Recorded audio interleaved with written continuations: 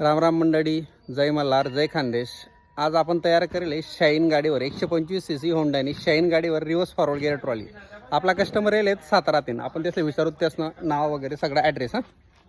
दादा कुठे गेले? नमस्कार, मी सातारा जिल्हा वाई तालुका चिखली माझं गाव. माझं नाव आहे स्वामी वाडकर. 2 महिन्यापूर्वी मी गाडी सोडली होती. 2-3 ठिकाणी मी गाडी बघितली, कामकाज बघितलं, पण एवढं खास वाटलं नाही. या ठिकाणी मला आवडलं म्हणून आवर्जून मी 2 महिन्यापूर्वी गाडी सोडून गेलो होतो.